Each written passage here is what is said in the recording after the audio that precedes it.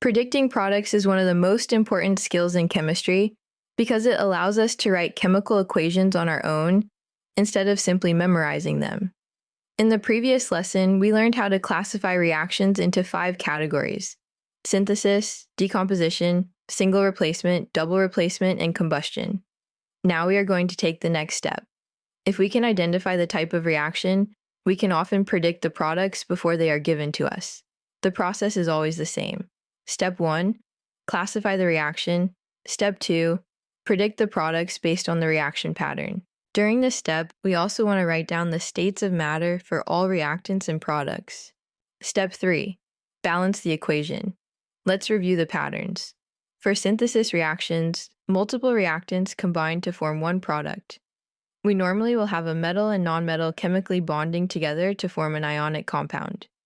To create the product, we want to write the charge of the metal and then the charge of the nonmetal and cross them just like we do for writing ionic compound formulas. For example, aluminum and oxygen react to produce aluminum oxide. Aluminum with a +3 charge bonds with oxygen with a -2 charge to form Al2O3. For most synthesis reactions, you do not use the solubility rules. Instead, use the normal physical states of the reactants and products. Solubility rules are mainly used when predicting the state of ionic compounds formed in aqueous reactions, such as double replacement reactions, and in some single replacement or synthesis reactions that occur in water.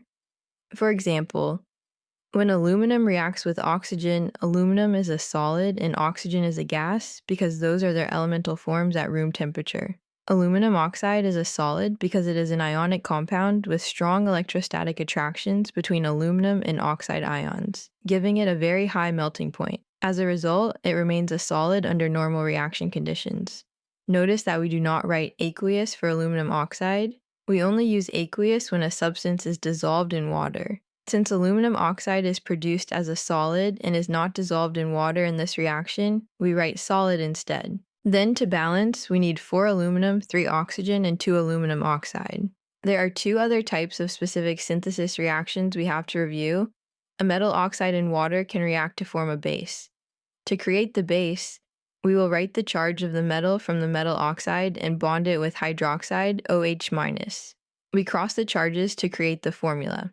For example, calcium oxide and water react to produce calcium hydroxide.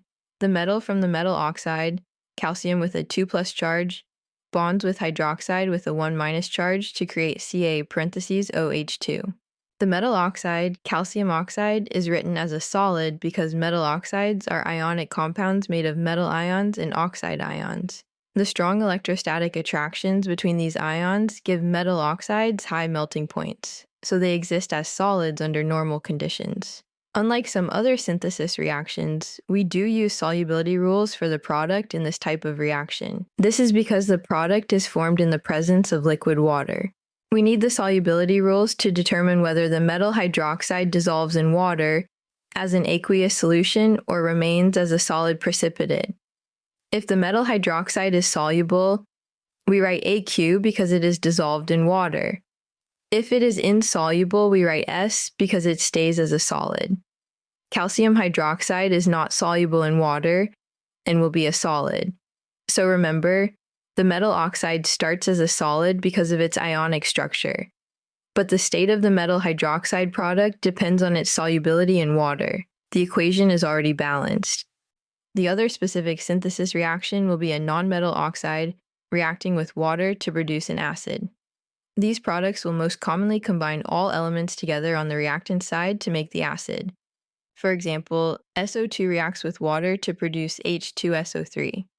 We can make the product by combining all elements together on the reactant side, 2 H's, 1 S, and 3 O's. The nonmetal oxide, SO2, is written as a gas because sulfur dioxide is a molecular compound that exists as a gas under normal conditions. Unlike metal oxides, nonmetal oxides are usually made of covalent bonds between nonmetals, so they do not form ionic solids with high melting points. H2O will be written as liquid water. For these reactions, we use the solubility rules to determine the state of the acid product. The product is an oxyacid, and because oxyacids are often formed in water, We need to determine whether the acid exists as an aqueous solution or another state. If the oxyacid is soluble, it will be aqueous. The presence of water allows the acid to separate into ions in solution. H2SO3 will be soluble in water, so it is aqueous. So remember, the nonmetal oxide state comes from its physical properties, while the state of the oxyacid product depends on whether it is dissolved in water. The equation is already balanced. Exceptions to this trick include these reactions below. These would be more challenging and will most likely not be asked, but just in case they are here for review. For decomposition reactions, one reactant breaks apart into multiple products. We normally will have an ionic compound breaking apart into the elements in their natural or elemental state.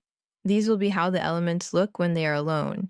Metals alone will be solids, except mercury is a liquid and the diatomic elements will exist in pairs. H2 will be a gas, O2 will be a gas, F2 will be a gas, Br2 will be a liquid, I2 will be a solid, N2 will be a gas, and Cl2 will be a gas.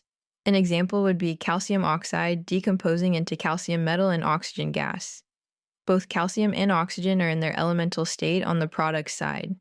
Now let's look at how to predict the states of matter in a normal decomposition reaction. In a decomposition reaction, one compound breaks down into simpler substances. If the compound being decomposed is an ionic compound, it is usually written as a solid because ionic compounds have strong electrostatic attractions between their positive and negative ions. These strong forces give ionic compounds high melting points, so they are solids under normal conditions. Calcium oxide is written as a solid because it is an ionic compound made of calcium ions and oxide ions. Calcium is written as a solid because elemental calcium is a metal and exists as a solid at room temperature. Oxygen is written as a gas because elemental oxygen naturally exists as a diatomic gas. For normal decomposition reactions, we do not use solubility rules to determine the states of matter. Instead, we identify what each product is and use the normal physical state of that substance. There are other types of decomposition reactions we have to review as well. Metal carbonates will decompose to produce a metal oxide and carbon dioxide. For example, calcium carbonate decomposes to produce calcium oxide and carbon dioxide. The calcium ion with a +2 charge bonds with the oxide ion with a -2 charge to form CaO, and the remaining elements form carbon dioxide gas, CO2. Metal hydrogen carbonates will decompose to produce a metal carbonate, water, and carbon dioxide. For example, sodium hydrogen carbonate decomposes to produce sodium carbonate, water, and carbon dioxide.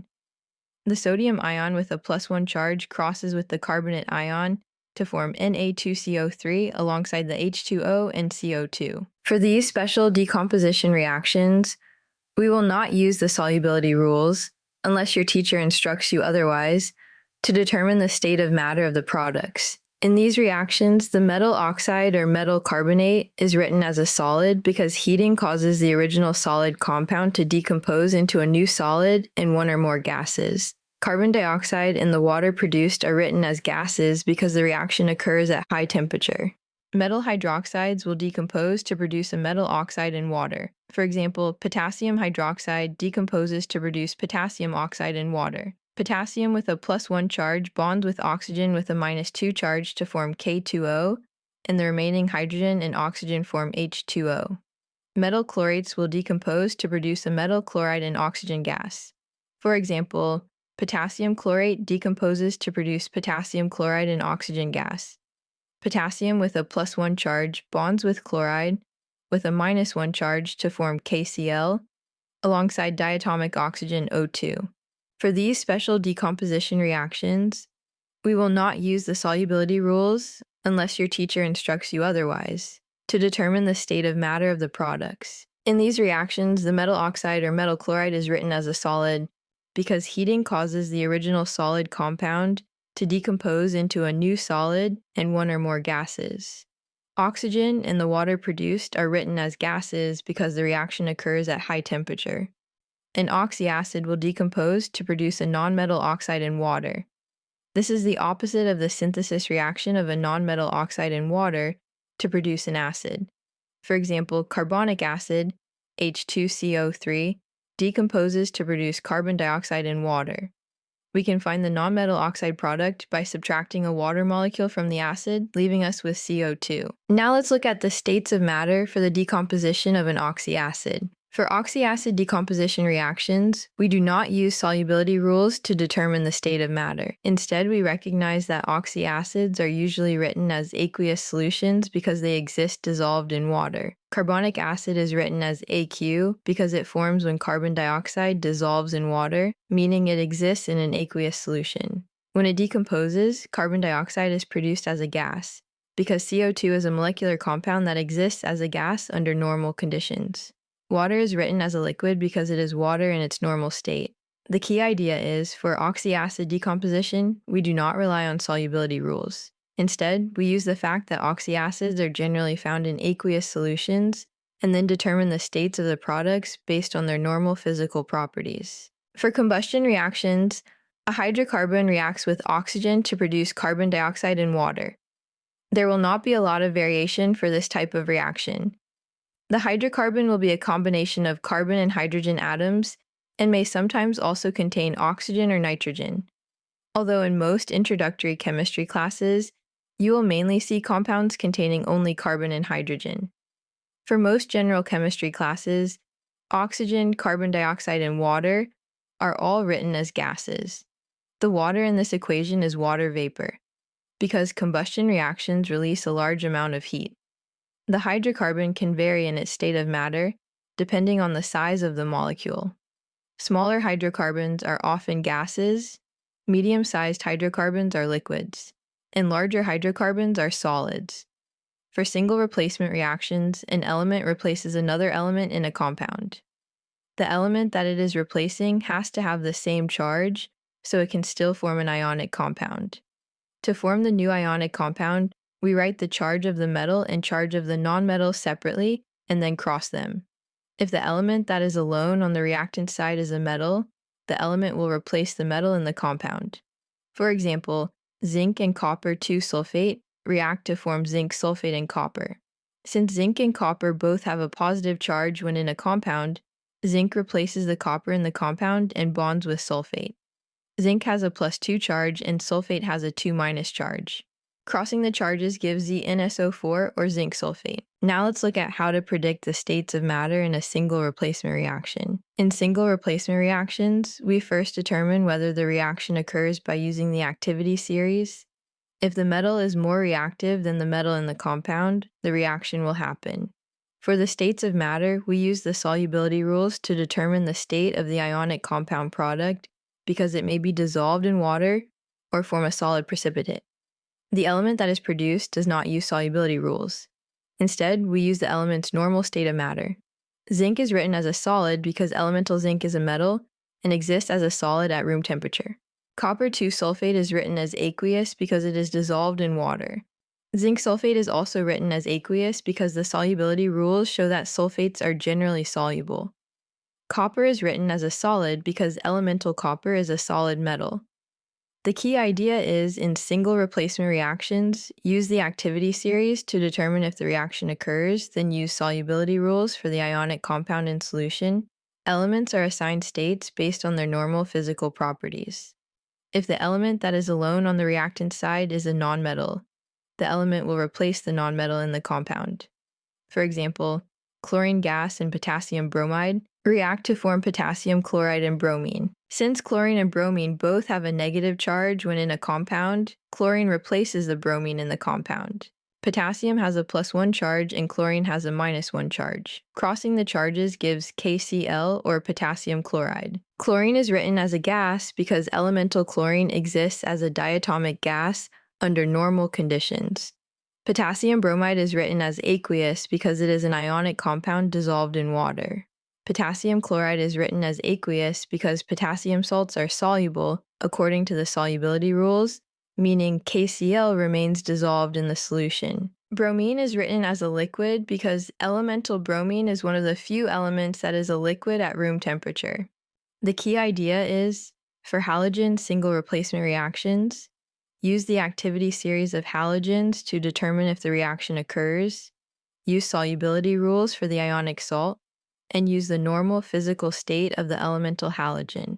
For single replacement reactions, we have to use the activity series to make sure that the element creating the new compound is more reactive than the element it is replacing. There are two activity series that we should know, the metal activity series and the halogen activity series. The metal activity series is used when a metal is replacing another metal, and the halogen activity series is used when a halogen is replacing another halogen. Even though hydrogen is a nonmetal, it is included in the metal activity series because metals can replace hydrogen from acids. When hydrogen is by itself, it exists as H2 gas. Here is the activity series. The elements are arranged from the most reactive at the top of the list to the least reactive at the bottom of the list. An element can only replace another if it is higher on the activity series, so it can essentially push out the other element. If the element that is trying to replace the other is not higher on the activity series, no reaction will occur. For example, zinc and copper 2-sulfate react to form zinc sulfate and copper. Zinc is trying to replace copper. This reaction can occur because zinc is above copper on the metal activity series. However, copper and zinc sulfate do not react. Copper is trying to replace zinc. This reaction does not occur because copper is below zinc on the metal activity series, so copper cannot replace zinc. For the halogen activity series, chlorine gas and potassium bromide react to form potassium chloride and bromine. Chlorine is trying to replace bromine.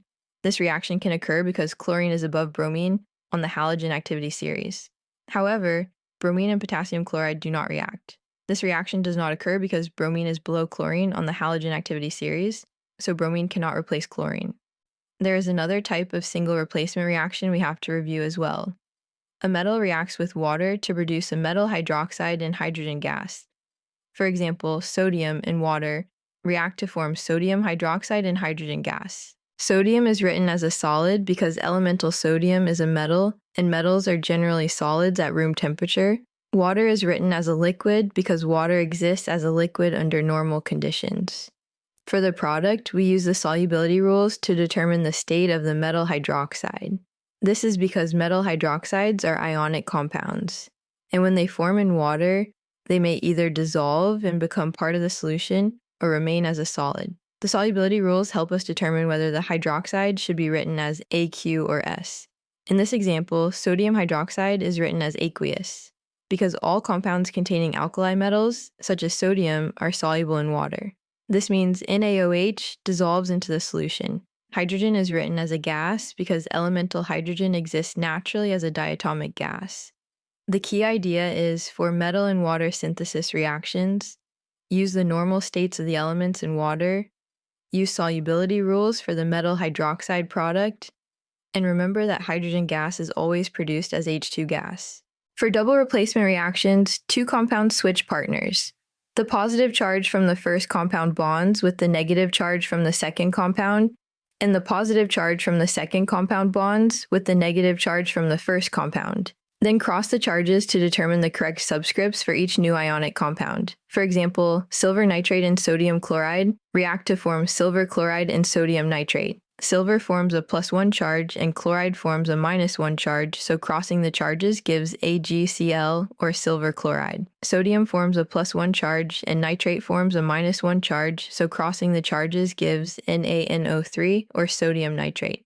Unlike the other reaction types, we cannot stop after predicting the products. We also have to use the solubility rules to determine whether a reaction actually occurs. The solubility rules tell us whether an ionic compound is soluble in water, meaning it dissolves in water and is written as aqueous, or insoluble in water, meaning it forms a solid called a precipitate. For a double replacement reaction to occur, at least one of the products must be insoluble. If both products are soluble, then no precipitate forms and there is no reaction. Let's look at our first example again. Silver nitrate and sodium chloride react to form silver chloride and sodium nitrate. Looking at the solubility rules, silver nitrate is soluble because all nitrates are soluble. So we write aqueous. Sodium chloride is soluble because all group 1 salts are soluble. So we write aqueous. Silver chloride is insoluble because all chlorides are soluble except when bonded to silver, so it forms a solid precipitate. Sodium nitrate is soluble, so it remains aqueous. Since a precipitate forms, the reaction occurs. Let's look at another example.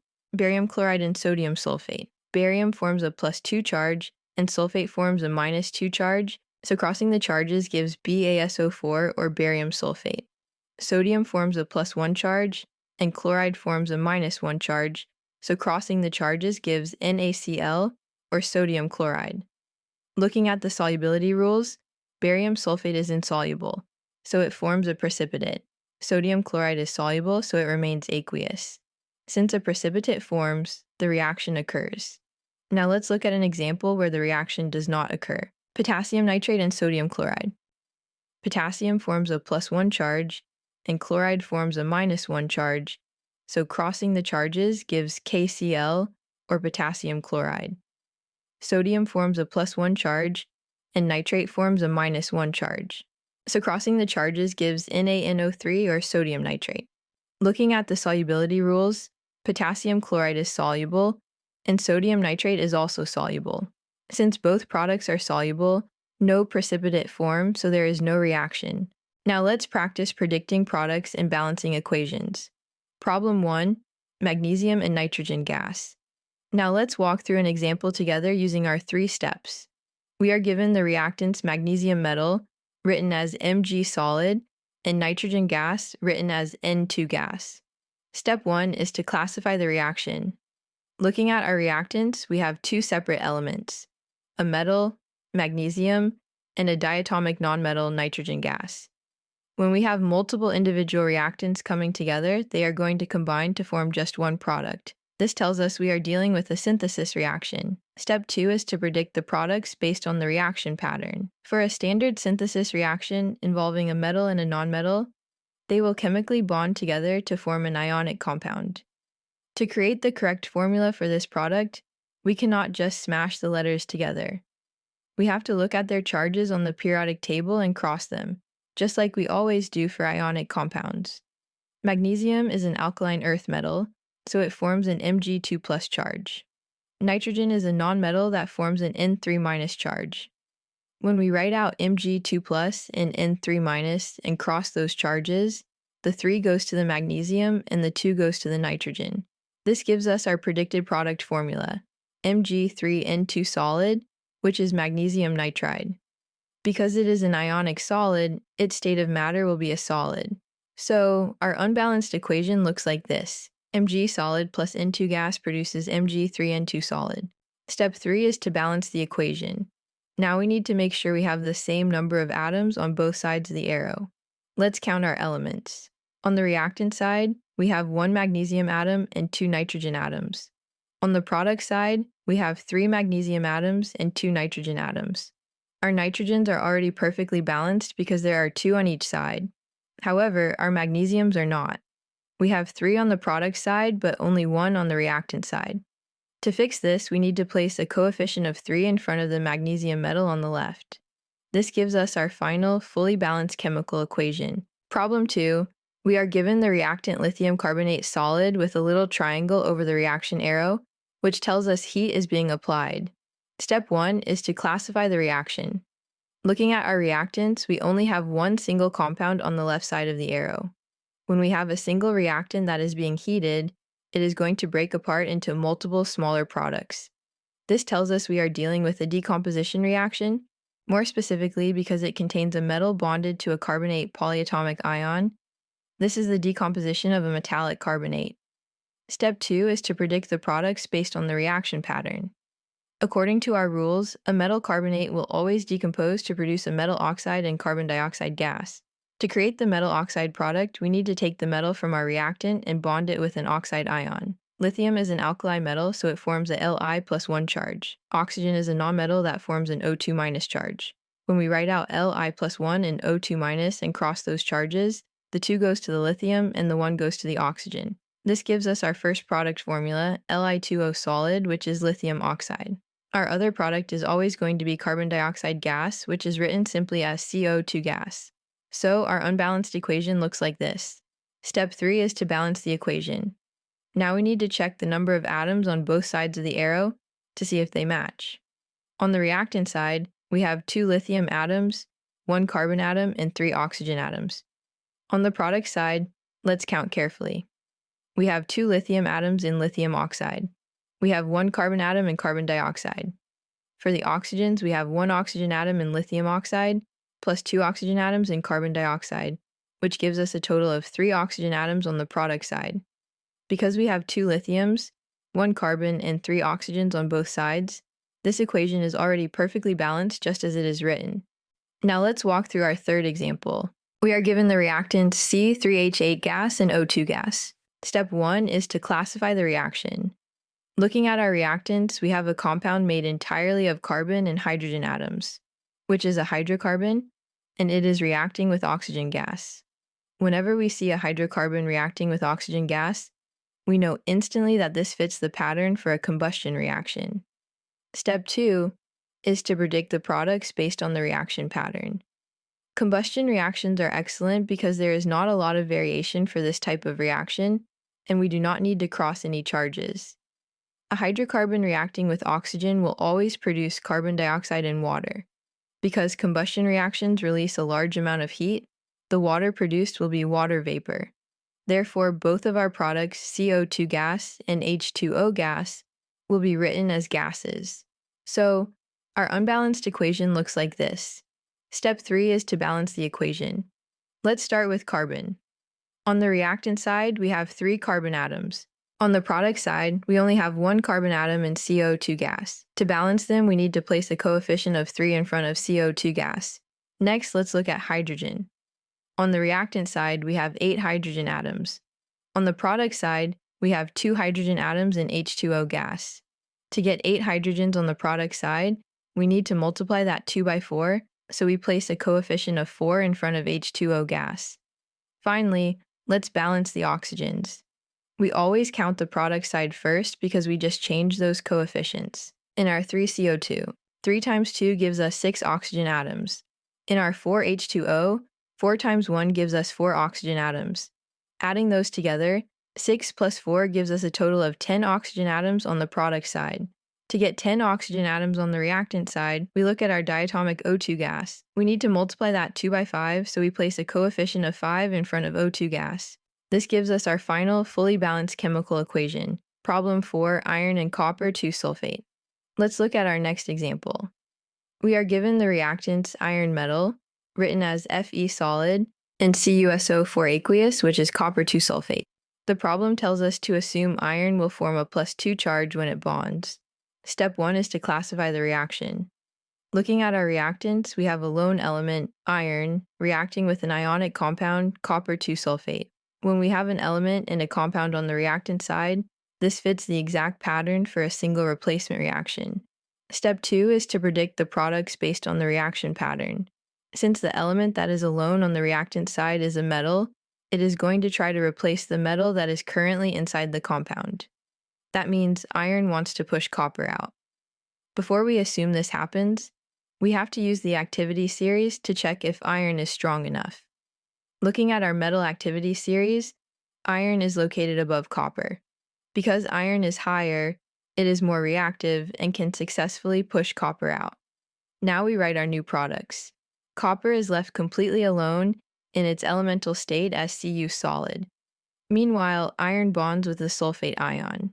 The problem tells us to use iron with a 2+ charge, and we know sulfate has a 2- charge.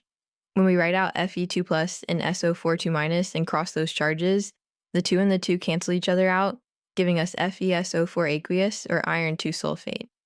According to solubility rules, sulfates are generally soluble, so this will remain aqueous. So our unbalanced equation looks like this. Step 3 is to balance the equation. Let's check our atom counts on both sides. We have 1 iron, 1 copper, and 1 sulfate group on the left. On the right, we also have 1 iron, 1 copper, and 1 sulfate group. Because the counts match perfectly, this equation is already balanced. Problem 5, silver and hydrochloric acid. Let's move on to our fifth example. We are given the reactant silver metal, written as Ag solid and HCl aqueous, which is hydrochloric acid. Step 1 is to classify the reaction. Just like the last problem, we have a lone element, silver, reacting with a compound, hydrochloric acid. This represents a single replacement reaction. Step 2 is to predict the products based on the reaction pattern. Silver is a metal, so it wants to replace the hydrogen in the acid. We must check the metal activity series to see if silver is higher than hydrogen. Looking at the list, silver is located near the very bottom, well below hydrogen. This means silver is not reactive enough to push hydrogen out of the compound. Because the element trying to replace the other is lower on the activity series, no reaction will occur. Problem 6, lead-2 nitrate and potassium iodide. Now let's look at our sixth example. We are given the reactants Pb parentheses NO3 parentheses 2 aqueous, which is lead-2 nitrate, and Ki aqueous, which is potassium iodide. Step 1 is to classify the reaction. Here we have two distinct ionic compounds reacting together. When two compounds are placed together, they are going to switch partners. The positive ion from the first compound will bond with the negative ion from the second compound, and the positive ion from the second compound will bond with the negative ion from the first compound. This tells us we have a double replacement reaction. Step 2 is to predict the products based on the reaction pattern. Let's switch our partners and cross our charges. Lead from the first compound has a 2+ charge, and it will pair up with iodide from the second compound, which has a -1 charge. When we cross Pb, 2+, and I-1, we get our first product, PbI2, or lead-2 iodide. Next, potassium from the second compound has a K+1 charge, and it will pair up with nitrate from the first compound, which has an NO3-1 charge. When we cross K+1 and NO3-1, we get our second product, KNO3 or potassium nitrate. Unlike other reactions, we cannot stop here. We must use the solubility rules to see if a reaction actually happens. Looking at the rules, potassium nitrate is completely soluble, so it gets an aqueous label. However, lead-2 iodide is insoluble, meaning it forms a solid precipitate, so it gets a solid label. Because the precipitate forms, the reaction successfully occurs. So our unbalanced equation looks like this. Step 3 is to balance the equation. Let's count our pieces. On the left, we have 1 Pb, 2 nitrates, 1 potassium, and 1 iodine. On the right, we have 1 Pb, 2 iodines, 1 potassium, and 1 nitrate. To balance the 2 nitrates on the left, we must place a coefficient of 2 in front of KNO3 on the right. This gives us 2 potassiums on the right, so we go back to the left side and place a coefficient of 2 in front of potassium iodide. This gives us 2 iodines on the left, which perfectly matches the 2 iodines in PbI2 on the right. This will be our balanced chemical equation. Problem 7, sodium oxide and water. Let's look at our seventh example. We are given the reactants Na2O solid, which is sodium oxide, and H2O liquid, which is water. Step 1 is to classify the reaction. We have a metal oxide reacting directly with water. According to our lesson patterns, when a metal oxide and water react, they combine to form a single product. This is a specific type of synthesis reaction. Step 2 is to predict the products based on the reaction pattern. Our rules state that a metal oxide and water will always react to form a base, which is a metal hydroxide. To create this base, we take the charge of the metal from our metal oxide and bond it with hydroxide. Sodium is an alkali metal, so it has an Na+1 charge, and hydroxide always has an OH-1 charge. When we cross Na+1 and OH-1, we get our single product formula NaOH aqueous, which is sodium hydroxide. Because it dissolves highly in water, it will be aqueous. So our unbalanced equation looks like this. Step 3 is to balance the equation. Let's count our elements on both sides. On the reactant side, we have 2 sodiums, 2 hydrogens, and a total of 2 oxygens, 1 from the sodium oxide and 1 from the water. On our product side, we only have 1 sodium, 1 oxygen, and 1 hydrogen in NaOH aqueous. To double every single element on the product side to match the reactants, we simply place a coefficient of 2 in front of NaOH aqueous. This gives us our final fully balanced chemical equation. Let's look at our 8th example. We are given the reactant sodium chlorate with a triangle indicating heat. Step 1 is to classify the reaction. We have a single reactant breaking down under heat into multiple products. This is a decomposition reaction. Specifically because the reactant is a metal attached to a chlorate polyatomic ion, it is the decomposition of a metal chlorate. Step 2 is to predict the products based on the reaction pattern. Our rules tell us that metallic chlorates will always decompose to produce a metal chloride and oxygen gas. To make the metal chloride, we take our metal, sodium, which has an Na+1 charge, and bond it with chloride, which has a Cl-1 charge. Crossing Na+1 and Cl-1 gives us NaCl solid, which is sodium chloride. Our other product is oxygen gas. and since oxygen is diatomic, it must be written as O2 gas. So our unbalanced equation looks like this. Step 3 is to balance the equation. Let's check our counts. We have 1 sodium and 1 chlorine on both sides, so those are fine. However, we have 3 oxygens on the left and only 2 oxygens on the right. To find a common ground between 3 and 2, we need to turn them both into 6. We place a coefficient of 2 in front of sodium chlorate solid on the left, which gives us 6 oxygens. Then we place a coefficient of 3 in front of O2 gas on the right, which also gives us 6 oxygens. Changing the left side gave us 2 sodiums and 2 chlorines. So to finish up, we just need to place a coefficient of 2 in front of sodium chloride solid on the right. We now have our balanced chemical equation.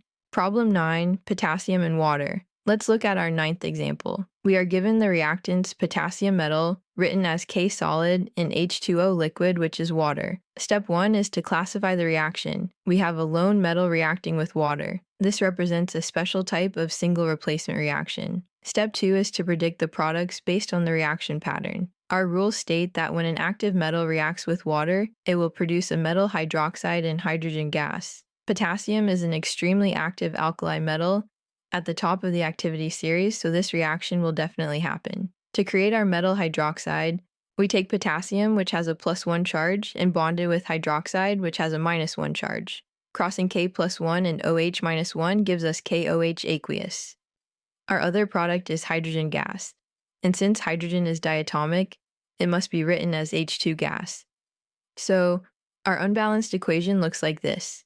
Step 3 is to balance the equation. Let's count our atoms. We have 1 potassium on both sides.